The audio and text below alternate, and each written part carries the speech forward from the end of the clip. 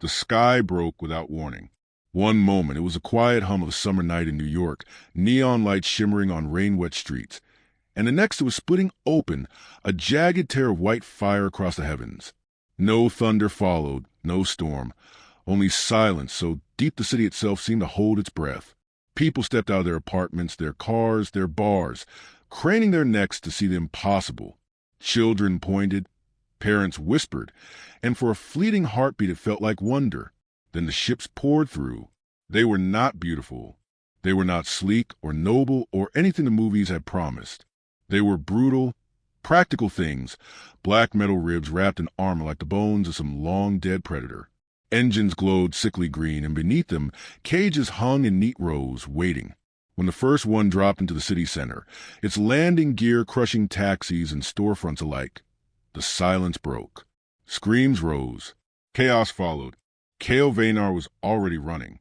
He had no orders, no plan, no chain of command left to follow. The military had discharged him 2 years ago after too many scars, too many disagreements with men who loved medals more than victory. But when he saw the first of the mercenaries step down from the ship, tall as giants, faces hidden behind reflective visors, rifles slung with the ease of hunters stepping into a preserve, Cale knew this wasn't war. It was harvest. He had no weapon but an old service pistol kept out of habit. He fired. One round cracked against armor and did nothing. The alien barely turned. It simply raised its own rifle and pointed not at him, but at the girl clutching his sleeve, his niece, 12 years old, freckles still visible through the dirt on her cheeks. Cale shoved her behind him and fired again, useless, desperate. The merc knocked him aside as though swatting a fly, lifted the girl with a single armored hand, and carried her toward the ship. Her scream cut through the smoke, high and sharp, then vanished as the hatch sealed shut. Cale scrambled after them, bleeding, but the engines ignited, and in seconds the sky swallowed her whole. By dawn they were gone, not just from New York, but from everywhere. Entire neighborhoods emptied, schools stripped, playgrounds left scattered with shoes and toys that would never be claimed again. Government stammered, argued, and stalled. Was it real? Was it local? Should they retaliate? By the time their questions circled back to answers, the mercenaries had already slipped into the stars. Cale didn't wait. He couldn't. He had nothing left but the promise he made the night before, whispered to no one but himself as he wrapped his bleeding knuckles in gauze. They don't leave with ours. Not forever. He stole a ship, rusted, outdated, barely holding together, but it flew. He didn't tell anyone. He didn't ask. He launched from Forgotten Base in Alaska, engines coughing, alarms shrieking, and left Earth behind. Somewhere beyond Saturn's rings, rage cooled into focus. He wouldn't just chase. He would hunt, but the void has a way of drawing others to it. The first was Lyra Solon, appearing on his comm screen uninvited. She had cracked his outdated firewalls with the ease of someone solving a crossword puzzle. "If you think you're going to find him alone, you'll be dead before your fuel runs dry," she said. Her voice was sharp, words clipped, a mind too fast to waste time on softness. Cale told her to get off his channel. She sent him coordinates instead, and when he arrived, she was waiting, a duffel bag in hand and data files glowing on her wrist pad. She was coming, whether he wanted her or not. The second was Jax, 47, a robot Cale had bought for parts and forgotten to scrap. The AI had woken mid-flight, declared itself his unpaid, unwilling, but technically obligated companion, and refused to be left behind. Its humor was broken, its honesty sharper than any blade, and somehow it made Cale laugh when he least wanted to. The third was Darren Holt. He found Cale in a dive bar orbiting Europa, drunk and mean, a soldier who'd lost more than he could carry. His brother had been taken. Darren wanted blood, not justice. When Cale told him vengeance was enough, Darren nearly broke his jaw. Then he followed him anyway. The last was Mira Elin, 22, too young, too fragile, carrying notebooks instead of rifles. She came because she believed someone had to remember why they fought. She spoke of beauty even in ruin, of possibility even in despair.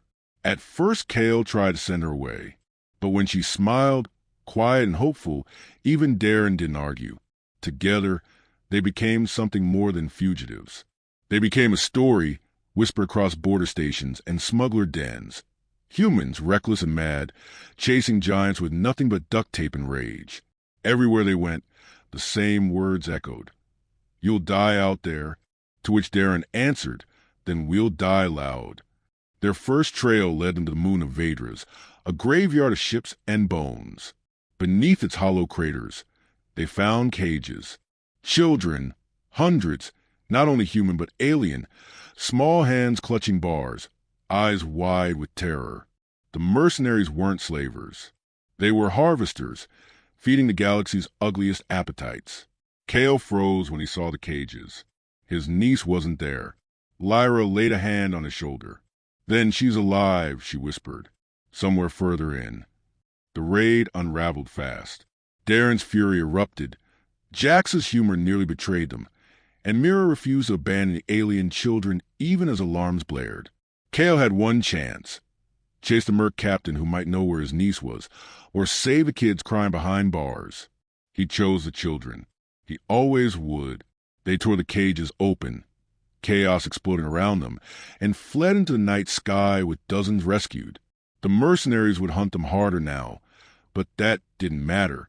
The team had declared themselves. Humanity was no longer prey. Later, Kale sat alone at the edge of the ship, hands raw, heart heavier than steel. Lyra sat beside him, voice soft. "You chose right." "Tell that to her," Kale muttered. Mira appeared, shy smile glowing in the dim light. She held up a crayon drawing one of the freed children had made, a stick-figure soldier standing tall among stars. "You're hope to them," she said. And for the first time since the sky tore open, Kale let himself believe. Pause. "Remember this, traveler. In the silence between stars, you will face choices that carve who you are. You may lose blood, time, and people you cannot replace. But when you stand before the cages of the innocent, when the universe demands whether you will chase your own pain or carry the weight of others, choose hope. Because in the end, it is not strength that defines us. It is a fire we keep alive in the darkest void." Space had no mercy. It bent metal, cracked minds, and swallowed promises whole. The Resolute limped through it like a stubborn animal too furious to die, patched together with steel, hope, and more duct tape than any interstellar craft had ever seen. In its belly, the rescued children slept in cramped bunks, their quiet breathing a reminder of both victory and failure. They had saved many, but Kale's niece was not among them. The hunt was not over. Lyra sat hunched over a screen, fingers darting across keys, eyes shadowed with exhaustion. She never wasted words, but tonight frustration broke through her armor. "We can't keep chasing rumors, Kale. Every station we hit, the trail goes cold." Kale leaned against the bulkhead, his voice gravel. "Then we burn through colder trails until one burns back." Her head snapped up, anger flaring. "That's not strategy. That's desperation." He didn't argue, because she was right. But desperation was all he had left. In the engine room, Jax, 47 hummed a half-forgotten her jingle while rerouting power. Sparks showered, smoke hissed, but the AI sounded almost cheerful. Probability of catastrophic failure in the next 48 hours has risen to, 61%. But don't worry, that still leaves 39% hope. Technically, Darren grunted from the corner, blood-stained bandage wrapped around his arm from their last raid. "Your mouth is going to be the death of us." "Correction," Jax replied. "Statistically, your temper is more likely to be the death of us." For a moment, the tension cracked, a flicker of laughter tugging at Kale's lips. Even Mira giggled softly, sitting cross-legged with a rescued alien child who clutched her hand like an anchor. She had refused to leave them behind. She always refused. That refusal became their greatest risk. The next lead came from a smuggler who owed Lyra favors. A convoy of mercenaries, heavy with cages, had been spotted near the Nebrix Rift. Kale didn't hesitate. "We hit it." The rift was a graveyard of broken moons and drifting rock, a place where sensors lied and ships vanished. Perfect for an ambush. Perfect for suicide. Still, the Resolute dove in, engines howling against Kale's steady hands. They didn't find the convoy. The convoy found them. 30 ships slid from the shadows, engines burning emerald. The harvester's fleet. The sky filled with fire. Alarm screamed. Shields collapsed. Metal shook. Mira was thrown against the wall. Breath knocked from her lungs. Lyra's calculations scrolled faster than human eyes could follow. Survival chance. Less than 3%. Jax hooped. Technically, better than 0. Darren loaded every cannon. Teeth bared. 3% is enough. Kale didn't waste words. He flew. The battle turned the rift into fire. Kale threaded the Resolute between asteroids, using rocks as shields, flipping thrusters until the ship buckled. Darren fired with fury, breaking hulls apart. Lyra hacked comm channels, rerouting enemy orders so they fired on each other. Jax jammed turrets with sarcastic voice files, declaring, "Attention mercenaries, you are now officially terrible at your jobs." Mira dragged children into the medbay, sealing doors when flames spread. She was shaking, terrified, but her hands never stopped moving. For every victory, the ship bled. Metal screamed. Consoles burst. Kale's palms blistered on controls. Darren roared when shrapnel sliced into his chest, but kept fighting. They weren't warriors now. They were fire itself, refusing to go dark. Then Kale saw it. The largest ship in the fleet, armored like a fortress, commanding the others with cruel precision. And in its manifest, Lyra found name. His niece. Alive. "The harvester's aboard," she whispered. Kale's voice steadied. "Then we finish this." They crashed through defenses, tore into the flagship's docking bay, and boarded with smoke still rising from their armor. Inside, the air reeked of oil and old blood. Steel corridors rang with the cries of children locked in cages. Every step forward was a war. Guards came. Darren broke them with brute force, his wounds spilling fresh blood. Lyra outsmarted them, slamming doors shut, killing power grids to blind their visors. Mira rushed ahead, wrenching cages open, whispering comfort even as firestorm raged around her. Jax hacked turrets, laughing, "I hope you enjoy irony, because you're about to be shot by your own guns." And then Kale stood before him, the harvester, taller than men, armored head to toe, voice dripping with disdain. So this is humanity's answer. One broken soldier and his strays. Kale raised his rifle. Not broken. Just human. The duel shattered the chamber. Rifle fire, blades drawn, fists meeting steel. Kale fought with every scar, every loss, every memory of screams torn from earth. The harvester struck harder, faster, but Kale refused to fall. Behind them, the team held the line. Darren roared like thunder. Lyra struck with brilliance. Mira freed children who sobbed in gratitude. Jax overrode the flagship's core, warning cheerfully, "We may or may not explode in 90 seconds." Kale didn't care. All that mattered was a harvester. They clashed, weapons breaking, fists bleeding, Kale's body screaming in pain. In the final moment, the harvester raised a blade to strike. Kale caught it, shoved forward with everything left in him, and drove the alien into the reactor core. Light swallowed the chamber. Explosion thundered. Silence.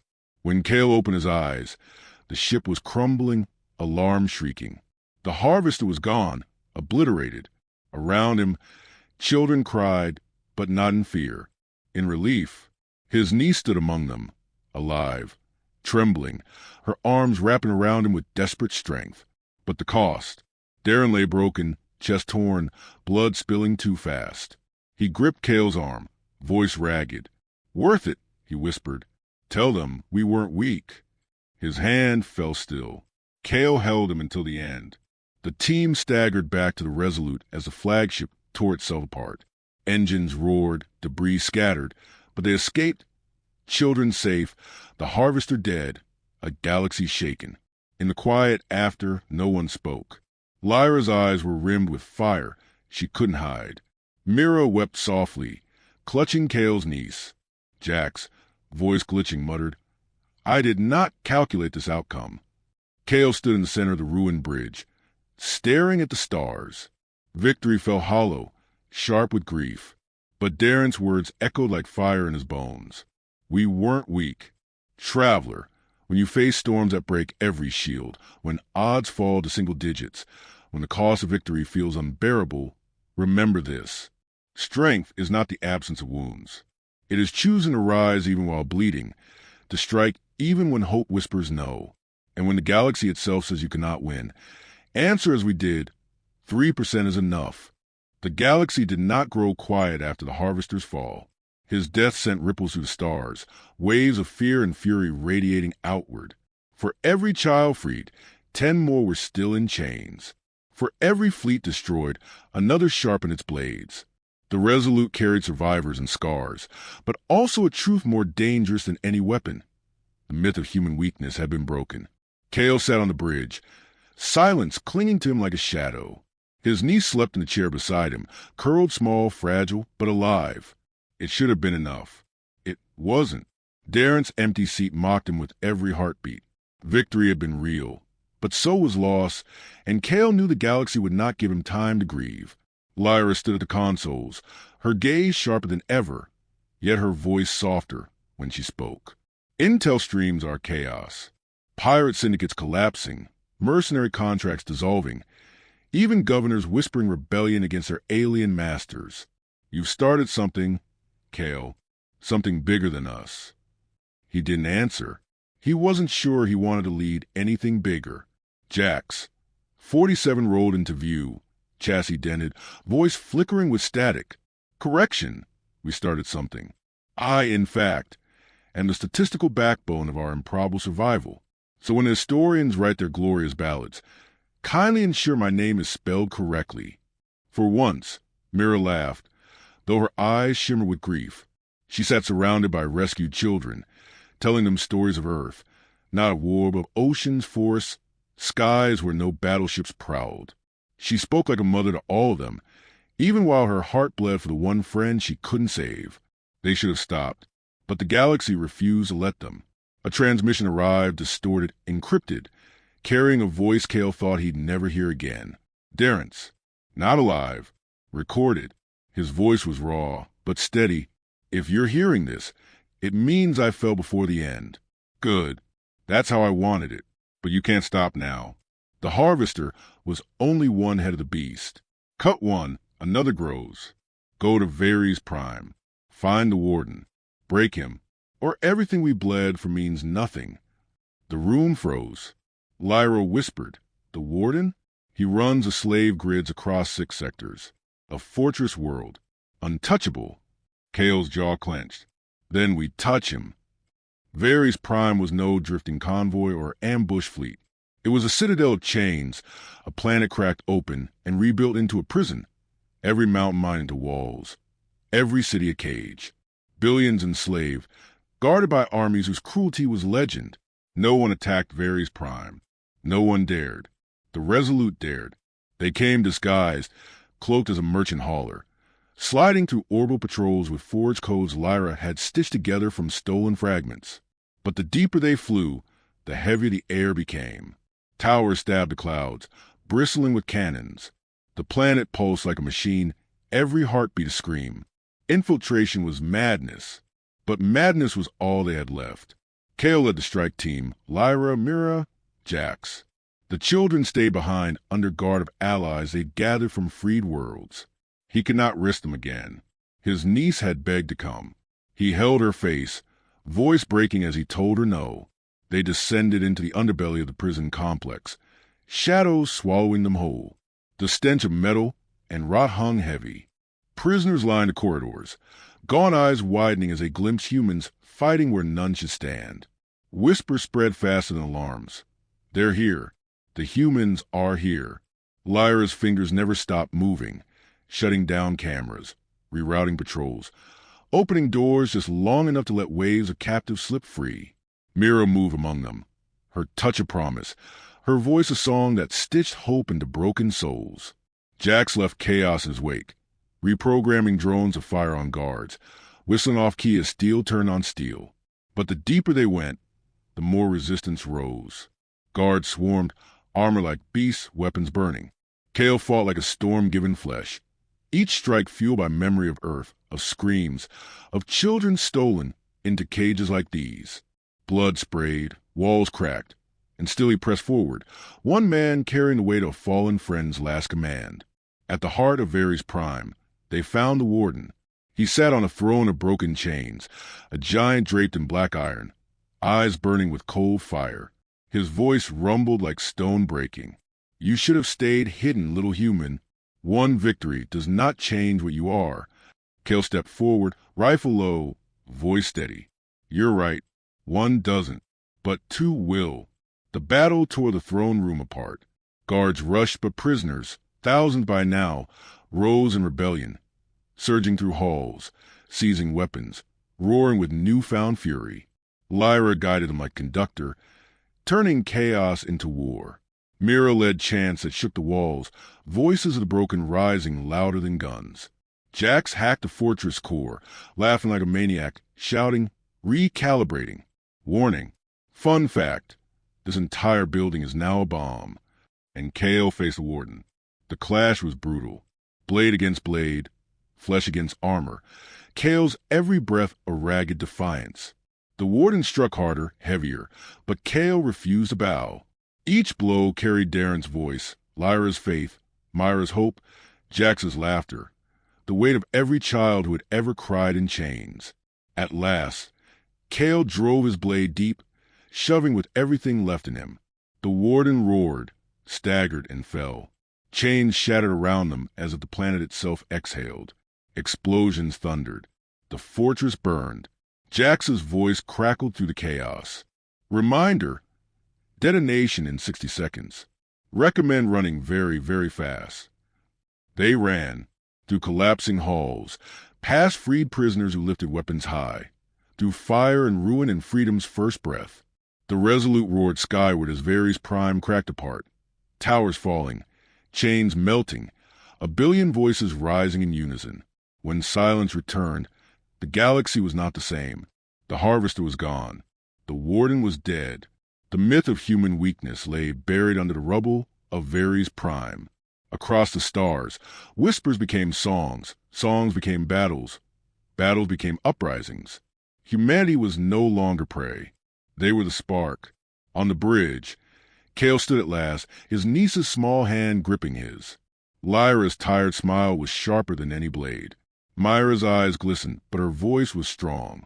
Jax, dented and sparking, announced, new calculation. Probability of galaxy-wide revolution, 51%. Congratulations, we've tipped the scales. Kale looked at the stars, vast and burning. He did not smile, but his voice carried steel. Then we finished what we started.